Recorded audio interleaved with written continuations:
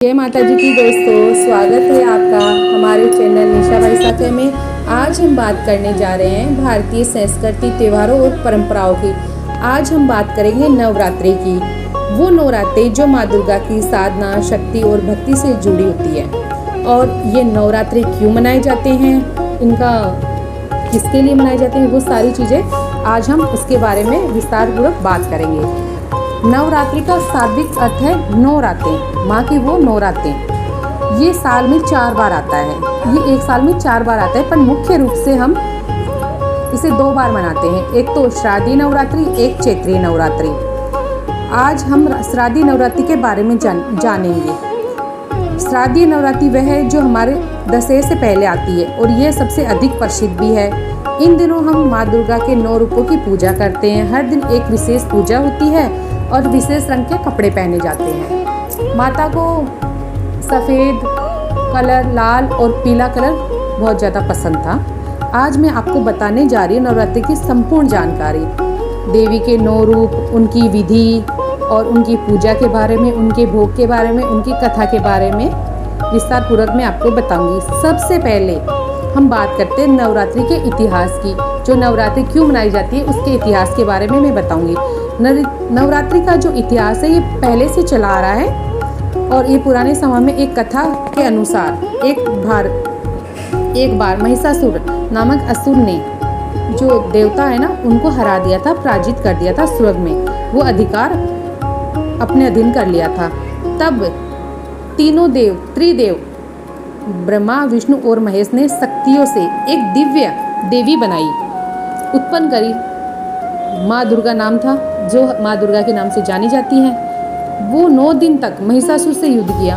माँ दुर्गा ने 9 दिन तक महिषासुर से युद्ध किया है और 10वें दिन उनको हराया है, पराजित किया है। इसलिए इन 9 दिनों तक नवरात्रि और 10वें दिन विजयदशमी कहा जाता है, जो हम विजयदशमी के रूप में मनाते हैं। और ये कहा जाता है कि बुराई पे अच्छाई की जीत। ठीक है, अब मैं आपको बताऊं कि ये जो है ना, अपन कलश स्थापना कैसे करें, इसकी विधि क्या है, इसमें आपको क्या क्या सामग्री लेनी है, उसके बारे में मैं आपको थोड़ा विस्तार पूर्वक बताती हूँ। जैसे कि पहले हम नवरात्रि के पहले दिन माता की चौकी स्थापित करेंगे। उसके लिए एक पवित्र स्थान जो शुभ हो वहाँ पे उनको वो चुन लेते हैं। फिर उसे गंगा जल से शुद्ध कर लो। फिर शुभ मुहूर्त में पहले विधि विधान से है ना, वो जो कलश की स्थापना करनी है। फिर क्या करना है, सबसे पहले एक मिट्टी का कलश ले लो। अगर मिट्टी का नहीं है तो आप तांबे का भी ले सकते हो। फिर उसमें शुद्ध जल भरो, कलश के ऊपर नारियल रख दो, उसके मोली बांध दो, कलश के भी बांध दो मोली और नारियल के भी बांध दो। उसके चारों ओर आम के पत्ते लगा दो। कलश के पास जो होते हैं ना, उसको लगा दो और उसमें पानी दे दो ताकि वो पौधा बढ़े। इस दिन के बाद हर दिन माँ दुर्गा की मंत्र जाप करें, जैसे ओम दुर्गा दुर्गाय नमः या देवी सप्तमी का पाठ कर सकते हैं। और इसका जो मुहूर्त होगा वो भी मैं आपको बता देती हूँ ताकि आपको याद रहे। हाँ,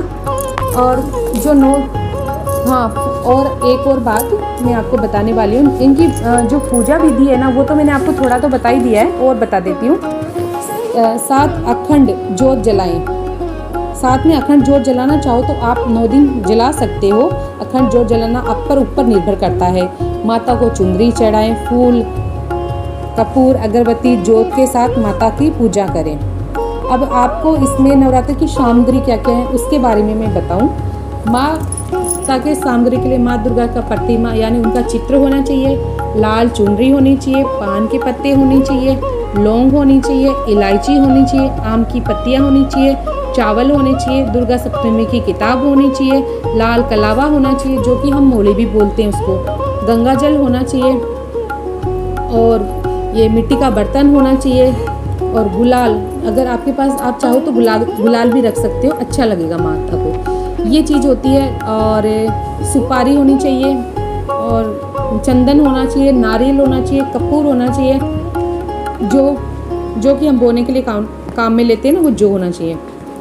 ये चीज़ें आप रख सकते हैं। ठीक है, और अब इसकी मैं आपको एक चीज़ और बता दूं कि आपको इसका मुहूर्त बता देती हूँ मैं। ये इसका मुहूर्त सुबह 6 बजे 6:05 से रहेगा और 8:06 तक है पहला मुहूर्त तो। और दूसरा मुहूर्त है 11:49 से 12:38 तक रहेगा। तो इसमें आप पूजा कर सकते हैं। अगर कोई सुबह जल्दी नहीं कर पाता तो ये जो 11:49 वाला 49 का मिनट का मुहूर्त ले सकते हैं, 12:38 तक रहेगा, तब भी आप पूजा कर सकते हैं। और अब मैं बताती हूँ आपको कि इसमें क्या करना चाहिए और क्या नहीं करना चाहिए। ठीक है, सबसे पहले मैं आपको व्रत के नियम बता दूँ। नवरात्रि के दौरान व्रत रखने का क्या नियम होता है ये मैं बता दूँ।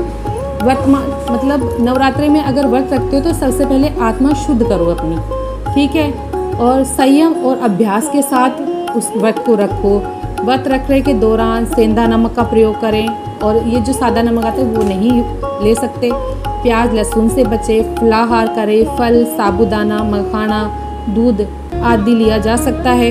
व्रत रखने के मतलब है आत्मा की शुद्धि, इसलिए अपने मन को और वचन को भी पवित्र रखें। यदि व्रत नहीं कर पा रहे तो कोई बात नहीं, सिर्फ आप नियमित आहार और नकारात्मक विचारों से भी बच सकते हैं।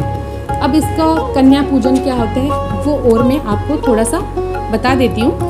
फिर जैसे 9 दिन और भी चीज़ें होंगी जो मैं आपको विस्तार पूर्वक बता दूँगी, पर थोड़ा सा मैं बता देती हूँ आपको। फिर भी कन्या पूजन में जो सबसे अच्छा मुहूर्त होता है, कार्य होता है, इस दिन 9 कन्याओं को बुलाकर इनको तिलक करना पड़ता है, इनके पाँव धोने पड़ते हैं, इनकी पूजा करनी होती है, उनके अच्छे से भोजन कराना होता है, जैसे कि पूड़ी, हलवा, चने, शरबत का आप भोजन करा सकते हो।